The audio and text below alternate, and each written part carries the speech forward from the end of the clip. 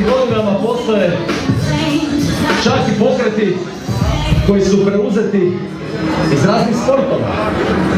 U 70-im još je Mark Špic bio najpopularniji plivač.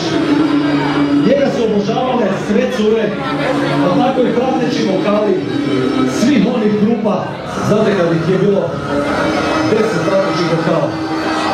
Krale su pokrete jedan za drugim. Sve stilove iz plivanja su mu pokrale. Pa krenimo redom. Recimo, kraulu, obožavam je.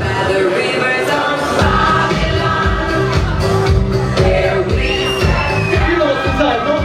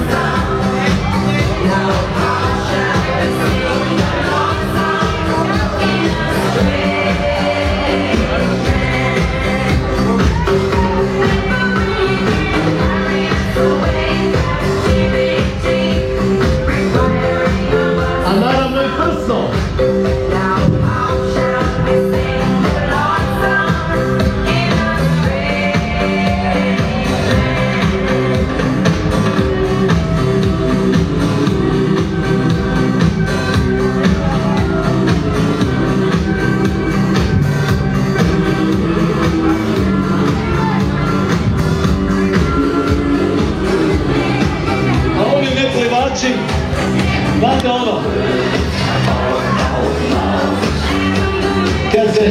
kad to na moru vidi baš samo pazuhe i ovo malo. Zvoni me mobitel, ona mužu zove, kupam se. Kupa se ona na moru. Uči na tam kilometrima, ona u čaku. Majko moja.